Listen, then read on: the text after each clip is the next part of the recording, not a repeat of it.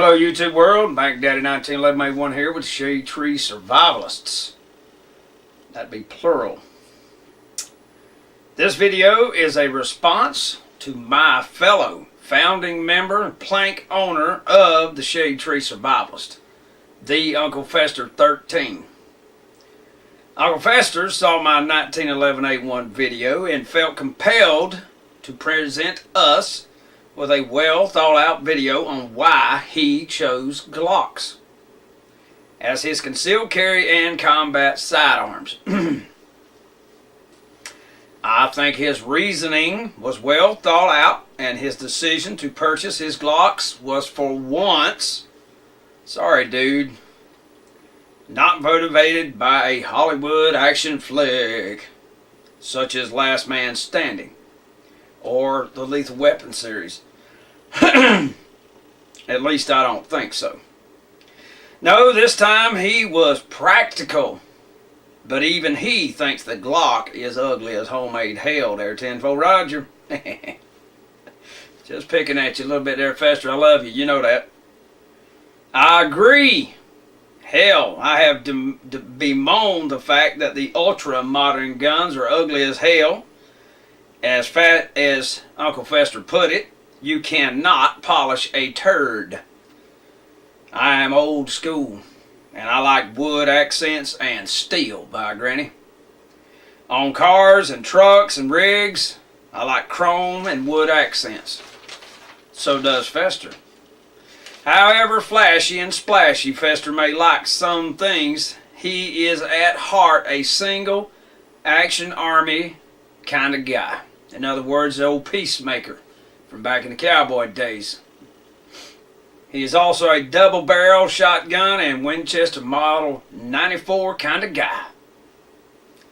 All, I might add, are single action firearms. All are totally cool, but a bit outmoded to a degree in this day and age. All still deadly in the right hands though. For someone who loves the cool guns of the movies, his choice for the Glocks is practical. Practical from an economic standpoint, and practical because they are good, reliable guns. Yet, to me, wholly without character. As if a machine came to life and thought of, designed, and built them. To me, it seems completely untouched by man, except it is designed for the human hand. The ultra-modern guns are such cold designs, it's like Skynet from the movie Terminator built them. I don't know. There is no craftsmanship in it. Boxy, plastic, ugly. A turd indeed.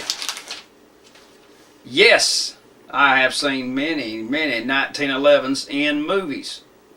Yes, I think they are the epitome of cool and badass there, tenfold Roger. But it's more than that. The 1911 was designed before the computer. Hell, they were designed before the computer even thought of there, tenfold Roger. They were designed by a man that used kerosene lanterns, slide rules, and pencils. His name was Mr. John Moses Browning, and he was literally a genius and designed more firearms and the ammunition they used than any other single gun designer, period. Many are still in use to this day. For instance, the Model 94 Winchester lever action rifle, the Auto 5 and its many different configurations. The Auto 5 was the Browning model, but there's also a Remington model and a Winchester model. Of course, the 1911 and all its versions.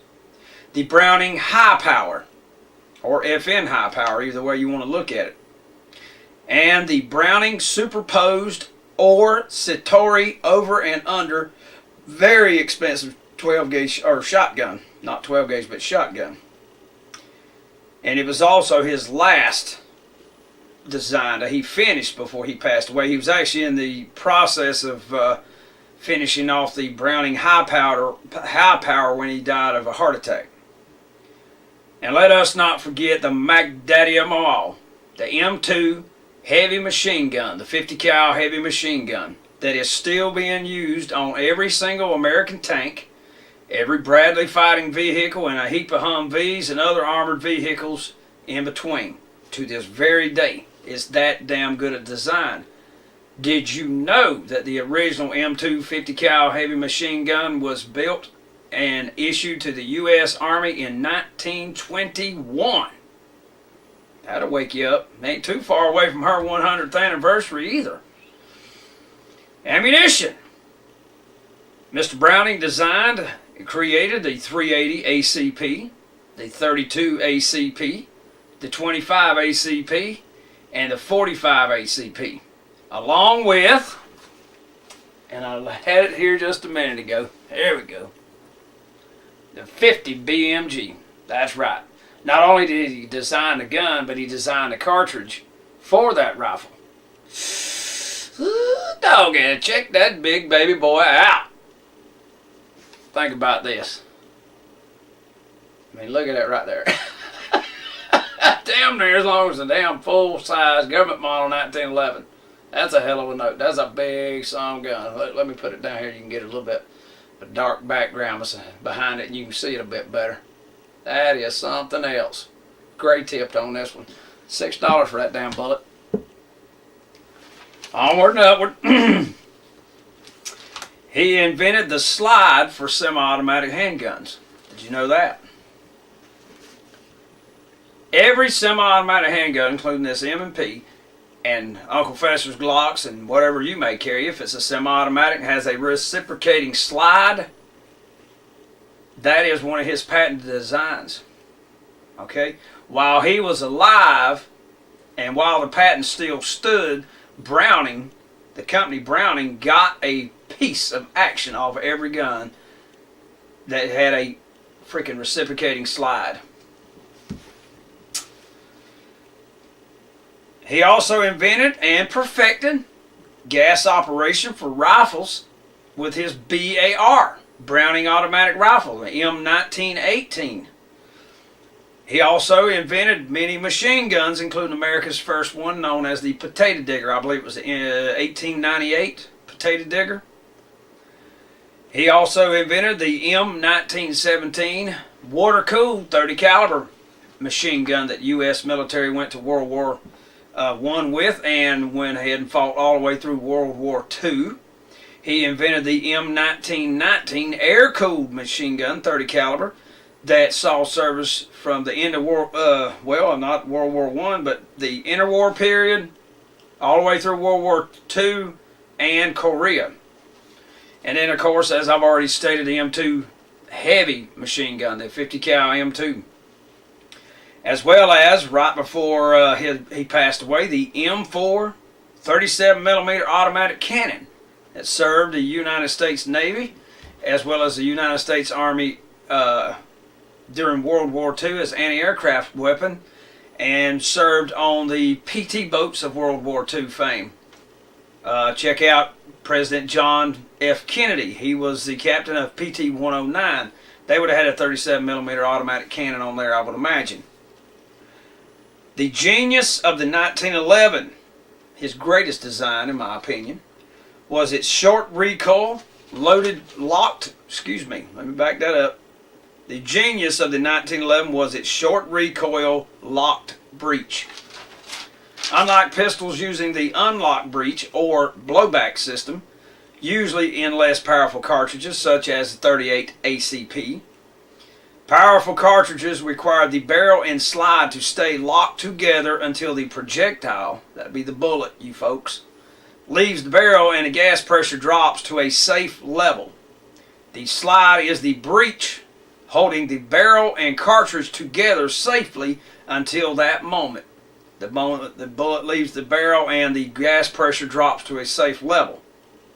This short recoil lock breech idea is the most common operating mechanism in the world of semi-automatic handguns. Even Glock uses a form of the short recoil lock breech to operate. Its system is a bit simpler, using one locking lug that engages the ejection port and a camming surface on the barrel and frame to tilt the barrel.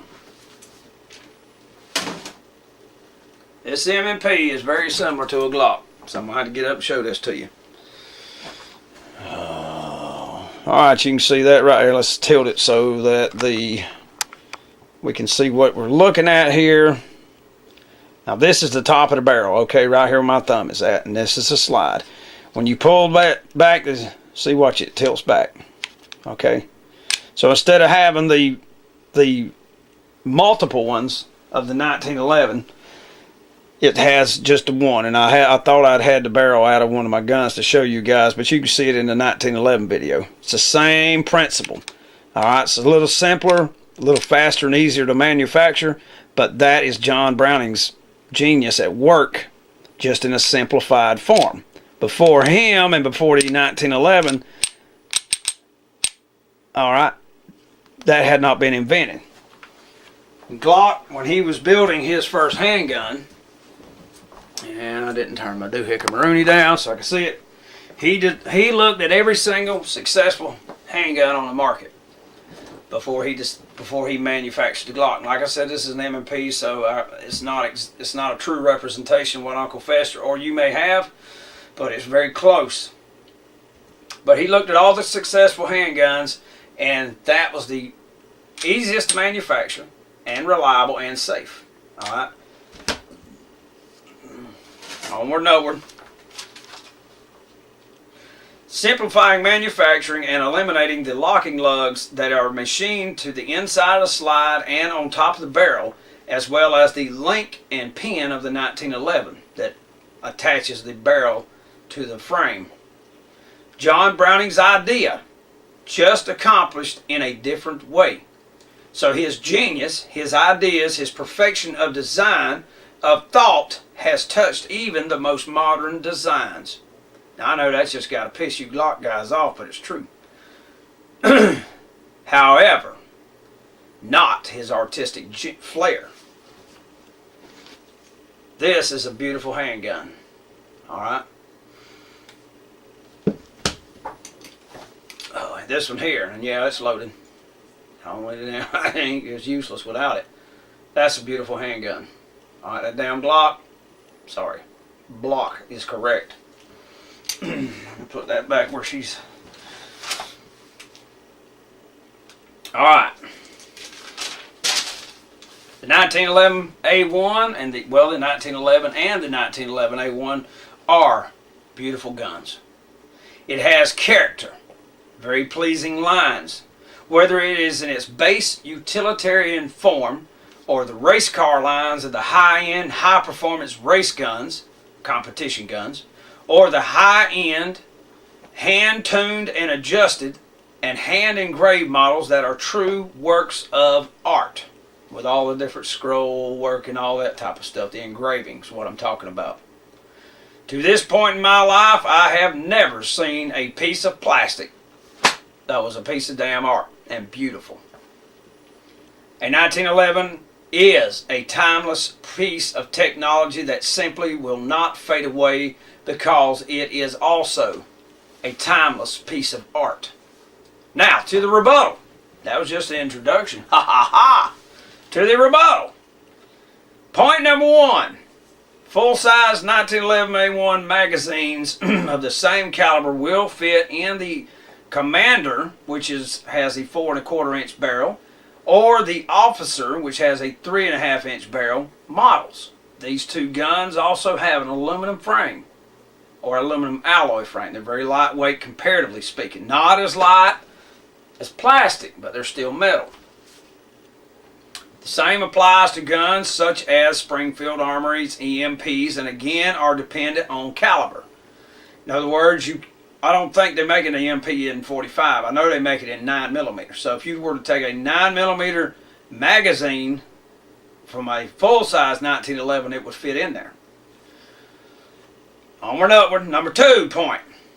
The standard bluing isn't as durable as on the Glock, no doubt.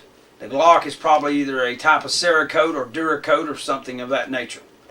But the Cerakote or Duracoat type coatings can be had on a 1911. You can get them either stainless, like this, don't even need a coating, but if you wanted to, you could have it on there for rust resistance, or you could get them in a carbon steel. My other one, the black one, the one I call Big Bertha, the Springfield Range Officer, it is stainless steel. Alright, it's got a really crappy coating, because I mean the holster is really wearing it out. Do I care? No. Alright, number 3, tang safety. He was fussing about the tang safety. The tang safety is passive, same as the Glock and or M&P's trigger safety. Grabbing the gun in a firing grip deactivates it. It's in the holster. Alright? You grab the gun, you just deactivated the safety. You don't have to fool with anything else. You don't even have to think about it. Okay? So that goes for the tang safety. Number 4. How is manipulating the thumb safety any harder than cocking the hammer on a single action Army, aka Peacemaker revolver, or Black Hawk, or any other double action, single action revolver, such as my Speed 6 that I have. It's a double action or single action. If you're drawing it out of holster and cock it, that first shot will be real light and easy. You won't have to pull through that 15 pounds to cock and fire it. So how is it that is some type of a burden when you had the 22 single action revolvers, the Rugers, you cocked them on the way out? Alright? Alright, number 5. Gonna deal with this Model 92. I hated that gun, and I still do. Any gun with the safety on the slide is a piece of crap, in Mac Daddy 1911 A1's unhumble opinion. It ain't humble at all. The Model 92 M9 Beretta safety is ergonomically in a very, very bad place. But it is double action. So you can leave it in the holster, loaded chamber, hammer down, alright?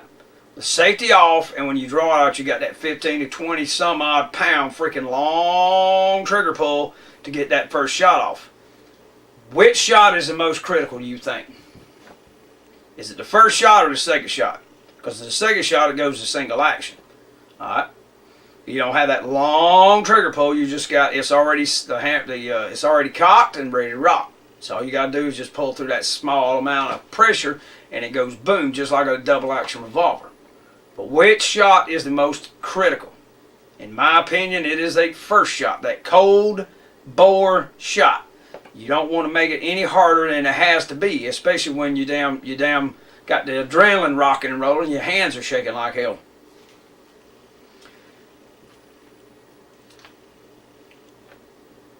The 1911, on the other hand, with the correct hammer, can be thumb cocked right out of the freaking holster. Alright, if you were wanting to do that. You can pull it, you can leave the damn safety off.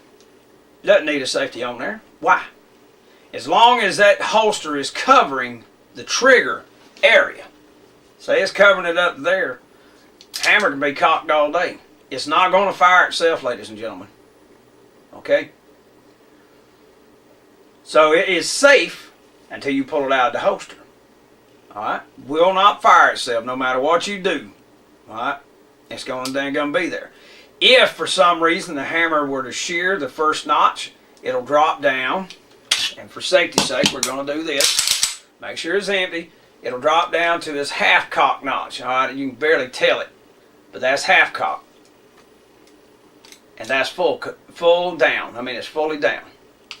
But if it were to shear, it's going to drop to that half cock position. That's the second safety feature on a 1911 A1, all right, or a 1911. So it doesn't fire. Because Jeff Cooper said he heard of a guy hitting a darn hammer with his elbow, shearing the first notch, and it went to the second notch, and it did not fire. Okay? That's a safety feature designed in most handguns with a friggin' hammer, and rifles. in model 94, by the way. Who invented that? Perfected that? John Moses Browning, same designer. Onward and upward.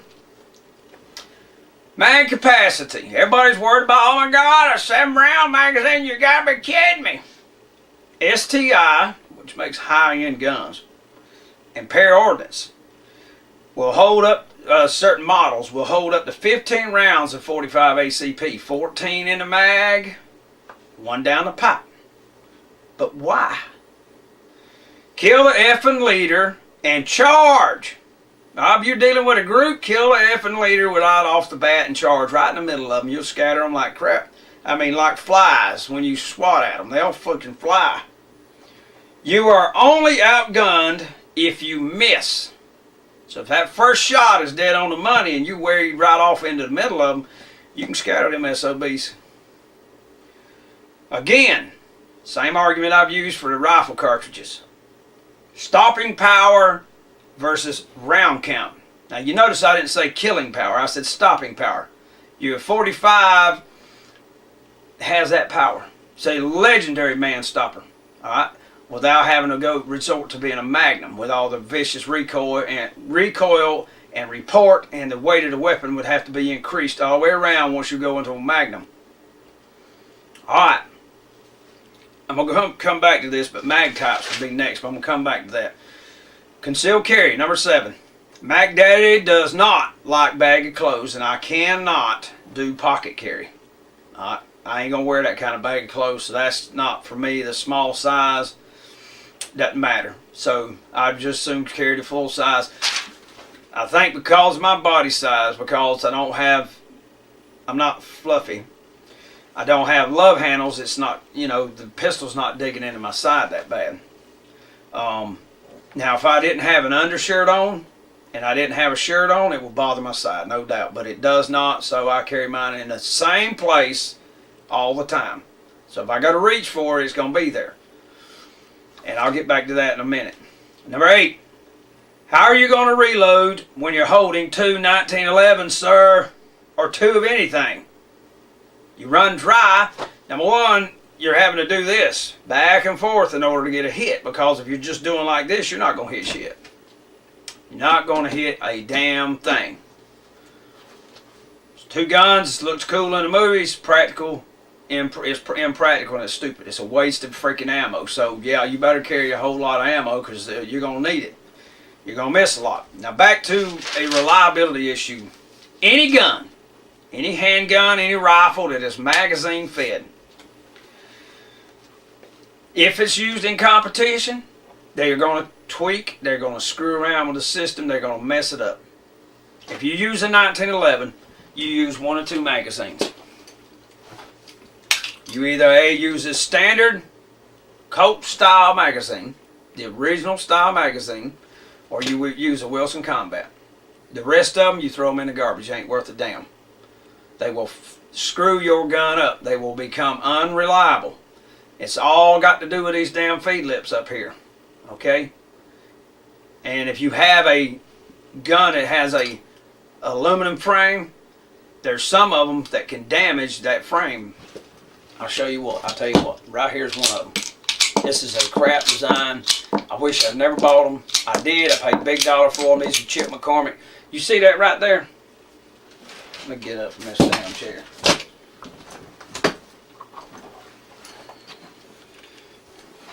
You see that right there? Alright, when it goes forward, it'll make it pick. It'll come down. What it'll do is it'll hit the ramp on that aluminum frame, and it will beat the hell out of that aluminum frame. You don't want that in your gun. Alright? Let me show you what you do want.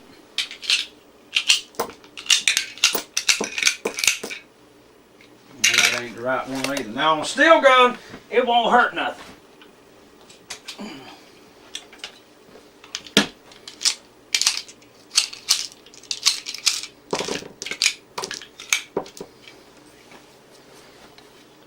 That.